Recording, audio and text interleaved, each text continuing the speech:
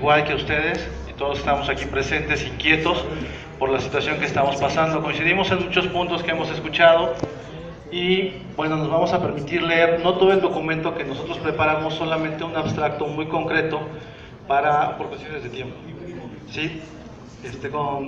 Y doy lectura. Empezamos. La educación en nuestro país, y más en la educación física, es y debe ser un trabajo conjunto de funcionarios, servidores públicos y sociedad en general, pero debe ser sobre todo un acto de conciencia y de responsabilidades que debemos adoptar para contribuir en el desarrollo de cada una de las entidades federativas que conformamos nuestro México. Razón por la cual el marco jurídico legal reviste especial importancia como fundamento para identificar e impulsar las transformaciones que se requieren revisar en materia de cultura, educación física y deporte, la cual nos permite en un marco de legalidad hacer frente a los retos que el sistema educativo a nivel nacional y en concreto en el estado de Veracruz se enfrentan. Con base en la perspectiva anterior, el presente análisis de la propuesta curricular para la educación obligatoria lo dividimos en 3 apartados. El primero es el apartado legal, el segundo es el apartado que lo denominamos la educación física y la situación laboral, y por último el tercer apartado son las propuestas de la licenciatura en educación física de la Benemérita Escuela Normal Veracruzana. De manera muy concreta, en el apartado 1, que nos referimos a los aspectos legales, hacemos mención en lo que respecta fundamentalmente a los aspectos jurídicos que dan soporte a la educación física en nuestro país y el Estado. Iniciamos haciendo referencia a las leyes de orden nacional y posteriormente a las de orden estatal, específicamente solo de Veracruz. En lo que respecta a la Ley de Cultura Física y Deporte, en su capítulo 3, denominado de las funciones de los integrantes del SINADE, dice en el artículo 9: ejecutar las políticas que tengan por objeto el fomento, la promoción y el estímulo de desarrollo de la cultura física y deporte en el ámbito de su competencia. De ahí retomamos la Ley General de Educación como escuela formadora. Capítulo 1, disposiciones generales. Específicamente en el artículo 7 menciona la educación que imparta el Estado, sus organismos descentralizados y los particulares con autorización o con reconocimiento de validez oficial de estudios tendrá, además de los fines establecidos en el segundo párrafo del artículo 3 de la Constitución Política de los Estados Unidos Mexicanos, lo siguiente. En el numeral 9, fomentar la educación en materia de nutrición y estimular la educación física y la práctica del deporte. En el artículo 14, adicionalmente a las atribuciones exclusivas a las que se refieren los artículos 12 y 13, corresponde a las autoridades educativas federales y locales de manera concurrente las atribuciones siguientes. Numeral 9, fomentar y difundir las actividades artísticas, culturales y físico-deportivas en todas sus manifestaciones. En el capítulo 5 del proceso educativo, sección 1, de los tipos y modalidades de la educación, en el artículo 40, menciona que la educación inicial tiene como propósito favorecer el desarrollo físico, cognitivo, afectivo y social de los menores de 4 años de edad. Incluye orientación a padres de familia o tutores para la educación de sus hijas, hijos o pupilos. De ahí nos vamos a ir solamente a lo que dice el Programa Sectorial de Educación, que todos lo conocen, 2013-2018, en su objetivo 4, fortalecer la práctica de las actividades físicas y deportivas como un componente de la educación integral. Menciona que la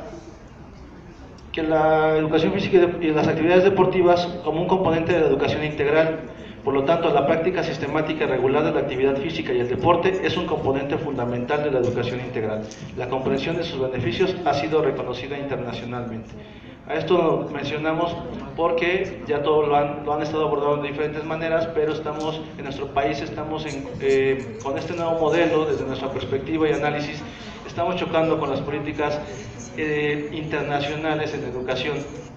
Entonces, todavía no comprendemos. Ahorita que hemos escuchado a los demás ponentes, vamos como articulando estas dudas que teníamos, y con la aclaración que hace el maestro Oscar Peña, pues eso nos amplía un poco más el panorama. Continúo. También menciona lo siguiente, que la práctica sistemática y regular de la actividad física es un componente fundamental de la educación integral, lo que acaba de mencionar el maestro Jorge Ochoa. Posteriormente, retomamos la Ley de Educación en el estado de Veracruz, y es interesante porque independientemente de que ustedes como Distrito Federal o ahora Ciudad de México también tienen su problemática, en Veracruz pasa algo similar. Ustedes desaparecen, pero nosotros, aunque está la dirección, a veces es nula la participación.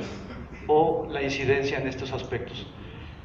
En el capítulo 14, denominado de la educación física, específicamente en el artículo 141 de la Ley de Educación en el Estado de Veracruz, dice: la educación física promoverá, fomentará y difundirá la cultura física en todas sus manifestaciones, para lo cual, 1. Estimulará el ejercicio físico y las disciplinas deportivas y de recreación en las instituciones de educación básica, así como su práctica por lo menos durante 1 hora cada tercer día. Situación que no se lleva a cabo en nuestro estado.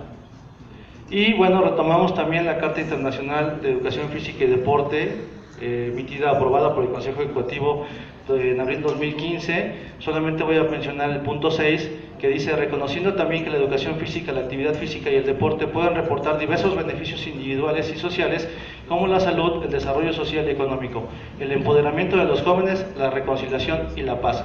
Todo esto, ya los ponentes que nos antecedieron, creo que todos estamos en la misma sintonía, y también con el maestro Neri también coincidimos. O sea, no podemos estar alejados del modelo capitalista que nos está rigiendo, pero yo creo que estamos, o coincidimos en la normal veracruzana, que estamos en un tiempo donde se puede abonar y establecer de manera definitiva esta parte de la educación física como tal, que se mantenga. Bueno, en la cuestión laboral, solamente es muy largo el documento, por cuestiones de tiempo solamente en el análisis hacemos dos preguntas. Con todo lo que está pasando a nivel nacional, con esta parte de diabetes, de obesidad, de sedentarismo, hacemos dos preguntas. ¿Son suficientes el número de horas que marca o estipula la propuesta curricular para poder incidir y generar un aprendizaje significativo y relevante y útil para la vida? ¿Y es suficiente el número de horas para poder revertir el creciente índice de obesidad y enfermedades terminales en los mexicanos? Esas son dos preguntas que hacemos en este análisis, la cual vamos dando respuesta. Cedo el micrófono al maestro Rafael Jaime para que continúe. Bien, muchas gracias. Considerando los fines que tiene la educación en el siglo XXI, la cual se enfrenta a la necesidad de construir un México más libre, justo y próspero, que forme parte de un mundo más interconectado, complejo y desafiante, y sobre todo, basado en el objetivo que persigue la reforma educativa de ser una educación de calidad e incluyente, sustentada en que la educación que se reciba le proporcione a los alumnos aprendizajes y conocimientos significativos, relevantes y útiles para la vida. Además de requerir que nuestro sistema educativo cuente con la flexibilidad suficiente para alcanzar estos resultados de la amplia diversidad de contextos sociales, culturales, étnicos de México. Tomando como base estos argumentos, debemos recordar los propósitos que la educación básica y media superior tiene, que son el contribuir a formar ciudadanos libres, participativos, responsables e informados, capaces de ejercer sus derechos, que participen activamente en la vida social, económica y política del país. Estos aspectos en el discurso son verdaderamente interesantes y dignos de considerar para una mejora educativa en todos los aspectos, pero se vuelve totalmente contradictoria cuando atenta contra la educación física al desaparecerla del currículo en educación básica y al mismo tiempo contra los derechos laborales de los docentes de educación física, especialistas en la materia. Si consideramos que el ser humano se mueve desde la gestación hasta que muere, resulta que la educación física es la actividad más relevante y de vital importancia en el desarrollo del ser humano en todas las etapas de su vida. ¿Dónde está lo contradictorio? Tan sencillo, y solo por mencionar un ejemplo. Nuestro país se encuentra entre los países con mayor índice de obesidad. Ocupamos el primer lugar mundial según las estadísticas. Entonces, ¿es congruente el tiempo destinado para la educación física en la educación obligatoria?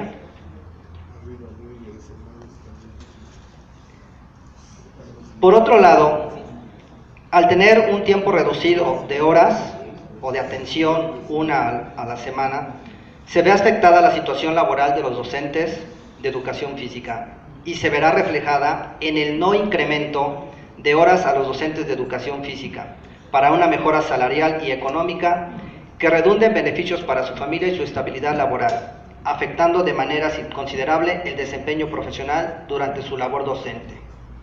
Con este escenario, la formación de licenciados en educación física puede dejar de ser atractiva. Al reducir la carga horaria en el currículo de la educación básica, nos surge la siguiente pregunta: ¿en cuántos centros escolares tendrá que lograr un docente de educación física para cubrir su carga horaria? ¿Es justo eliminar la educación física actual por un modelo educativo que atenta contra el desarrollo del ser humano, limitando su actividad física y su desenvolvimiento con el medio?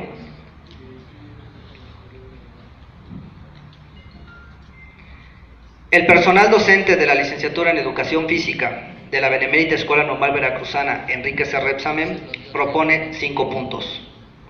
Primero, que se mantenga el nombre de Educación Física. Segundo, que sea parte de las asignaturas, teniendo en cuenta la importancia que se merece, es decir, darle la importancia que se merece. 3, que se norme su práctica mínimo 2 horas a la semana. 4, que en el análisis de los resultados de estos foros y propuestas realizadas sean analizados junto con especialistas en el área que representen a la educación física en el país. Por último, que la formación inicial de licenciados en educación física esté acorde al modelo actual de educación. Por su atención, muchas gracias.